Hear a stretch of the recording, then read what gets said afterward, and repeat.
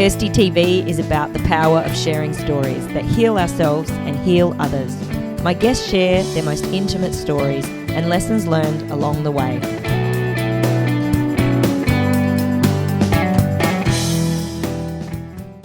Maxine Devereaux is currently fighting triple-negative breast cancer, stage 3C. She went to 5 different doctors before one would validate her intuition that something was terribly wrong. In a world first, Max recently made the decision to bare her scars naked from the double mastectomy on the cover of Enspire Magazine, inspiring women with her courageous fight to beat cancer. Why was it so important for you to show your scars on the cover? Because it was important to me because nobody shows the scars. And everybody thinks that breast cancer is just a race and a ribbon. I don't knock people for the race and the ribbon, you know. Yeah, support's important. Yeah, they're my breasties. So, but to see the scars, you know that somebody's been through a battle and they're struggling. And I just want people to see it's more than a pink ribbon, it's more than a race. We're disfigured. What was the hardest thing for you about that process? When the doctor was just poking and prodding, and I was in so much pain, I'm like holding on to the wall, that's how much pain I'm in. And the doctor didn't flinch, it didn't even bother him. Until my husband said, I would like for you to handle my wife's breast the way you would want somebody to handle your testicles. I read somewhere you said that first your favourite breast was removed. Yeah, my left one. That was the friendly one. How did you have a favourite boob? I mean, because, you know. I've never thought of it like that. I've never gone like, I like my left more than my right. Well, the left breast was sensitive, it was friendly, and it got along with everybody. The right breast didn't have a personality. That is funny. No feeling, no sensation, anything out the right breast. Wow. But what I did, I mean, I was devastated when I had to lose the left one first. And so what I did, I started to use psychology on the right breast as if it were listening. And did you see the movie The Help? Yes. And so every morning after I had lost the left breast, I would tell the right breast, you're beautiful, you are needed, you are wonderful, don't leave. Oh, I love that. And so I did that for 15 months. And then after that, it had to go. What's that day like, going to the hospital, arriving there, knowing that they're going to cut a part of you off? I tried not to be emotional. I tried not to cry. But then when it hit me, when I was in surgery, and the surgeon came in, and I said, are you ready? He said, yes. And I said, did you pray? He said, yeah, I prayed this morning. I said, okay. And he said, are you ready to do this? And I was like, not really. And then my husband came over and he kissed my breast and said bye-bye. Because he knew that after surgery that it wouldn't be there any longer. And so the nurse came, and her name was Vera, Japanese woman, crazy, love her, crazy. I was crying and she got the tissue, she wiped my eyes and she looked at me and she says, there's no crying in breast cancer. She says, suck it up and don't shed another tear. It's going to be over. When you wake up, it's going to be over. And so I stopped crying. For 15 months, I stopped crying. And so when I woke up from surgery, I was like, oh my God, my breast is gone. And she says, no crying. And so while I was in the hospital, she was my nurse and she wouldn't let me cry. Do you wish you had? I wish I had. I wish I had. What would you have cried for? The loss of who I thought I was. Who are you now? I don't know. When we have to do a second interview when I find out who I am. But you're more than a breast. Yeah, we're more than the sum of our body parts. And that's what women don't get. Because society, we're our breasts and our butts and our hair. But then when we lose that, who are we? You're finding that out? Yeah, I'm finding that femininity is who you are in your heart space. who do you nurture? Who do you love? How do you treat the world? How do you treat yourself? You didn't cry for 15 months. Mm-mm. What was the floodgate that started the tears? When I knew I was going to have another surgery. And The second breast? when the second breast had to leave. That and the fact that doctors get all emotional and attached to you. Well, not to you, to me. Mm-hmm. And when I looked at my doctor and he said, there's no cure for triple negative breast cancer. And the patients usually live 3 years. And we're looking at 1.5 years in.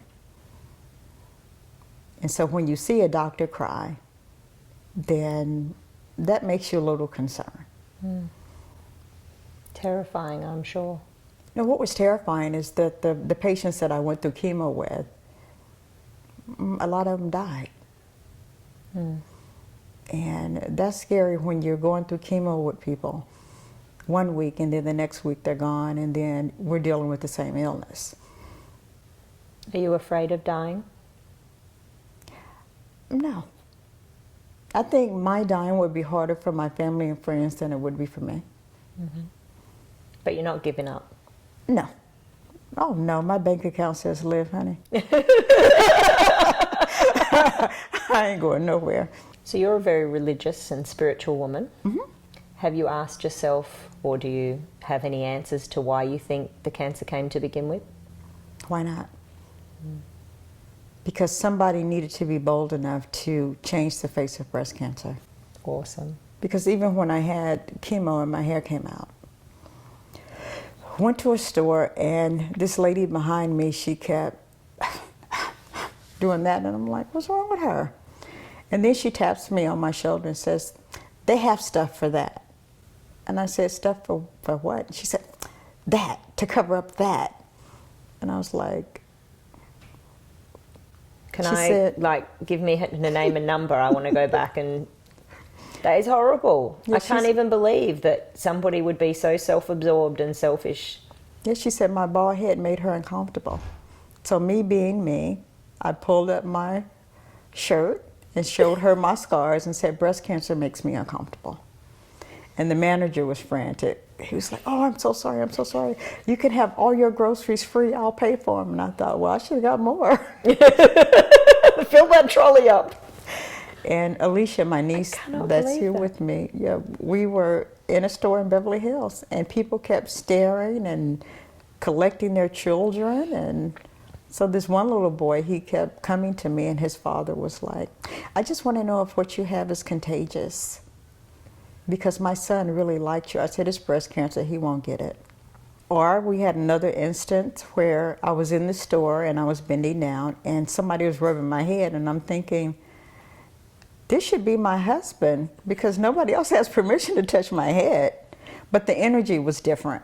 And I looked up and it was a woman. And I was like, excuse me? She said, oh, I thought you were one of us. I said, no. What's one of us? She was a lesbian.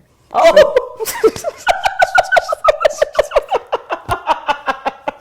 Yeah. You were getting hit on. Yes. Awesome. And I was like, I mean, even if I were, you don't just walk up to a stranger and start rubbing on their head, really? There's been a lot of highs and lows of this journey. You've had a really some rough reactions to the magazine, but when anyone does something first and is brave enough and gutsy enough to do that, you're going to get criticism. How's your family reacted? Some think I've gone too far. Yeah. And I say, when people say that I've gone too far, I said I haven't gone far enough. I want to go so far that every 3 minutes a woman isn't diagnosed, every 12 minutes a woman doesn't die. Yeah. What do you miss the most? My life. Bathing by myself.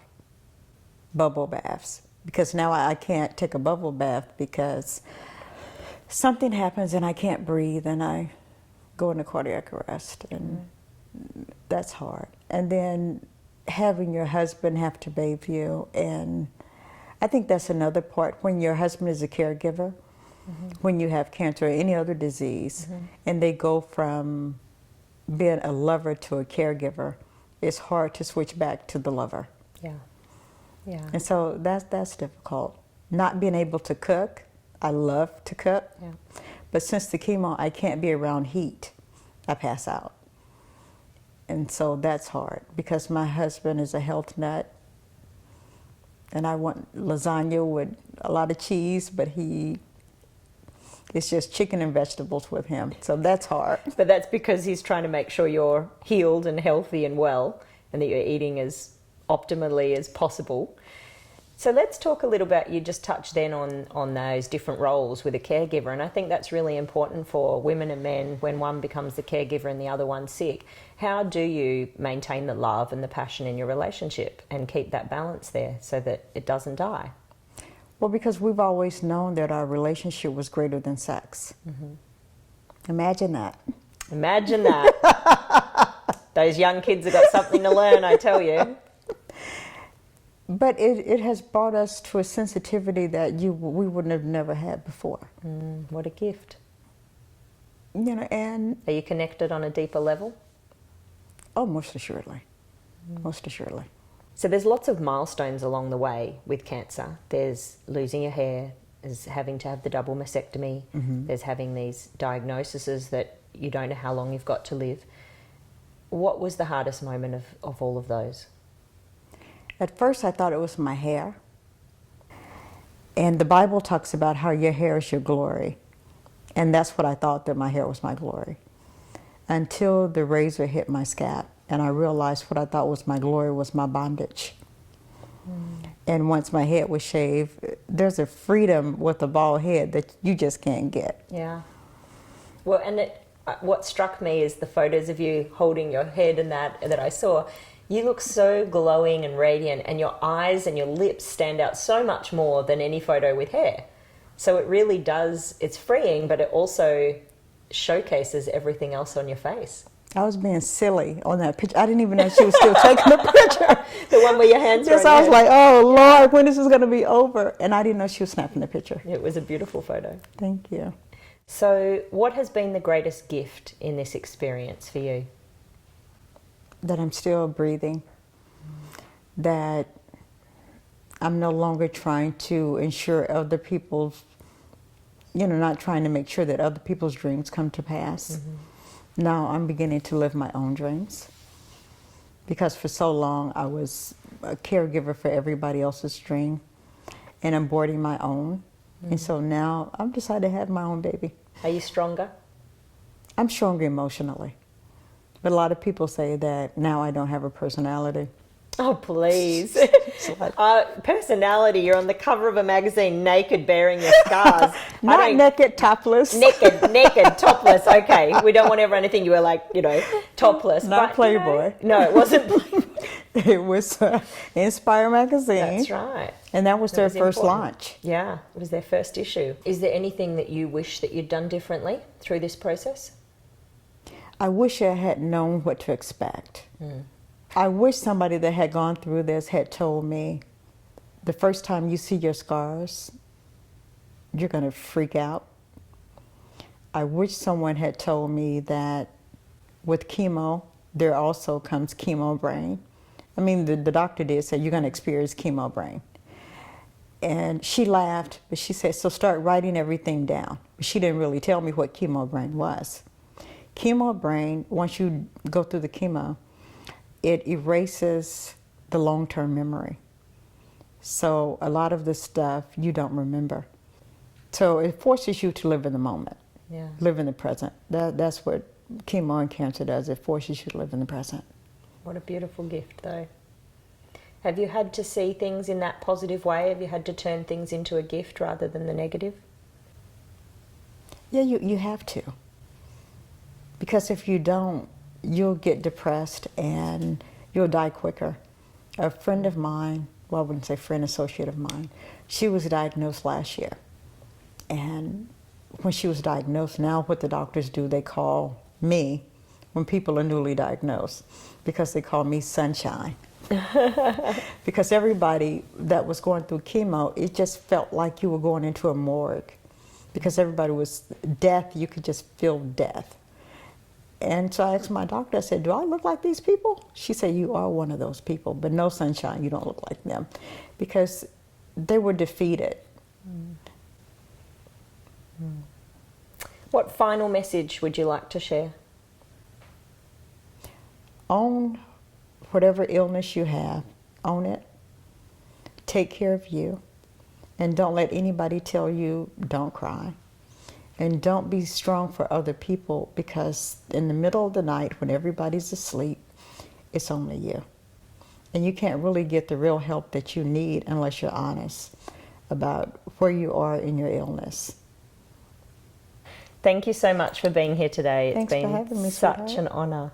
So if you're out there and you're newly diagnosed, a family, a friend or a loved one is going through cancer, I know that this interview will have inspired you, given you some hope, and also some tools and strategies for moving forwards and finding ways to deal with cancer. I look forward to seeing you next time on Kirsty TV. Don't forget, if you've loved this video, subscribe to the channel. We send weekly episodes out. Facebook us, tweet us, send your comments. I love hearing from you, and I'll see you next time on Kirsty TV. You know, first 3 weeks, 4 weeks of the grief cycle, you're undone. And nobody knows how to cope with that. You know, there really isn't a good, solid, directional how-to book out there of what's going to happen to you.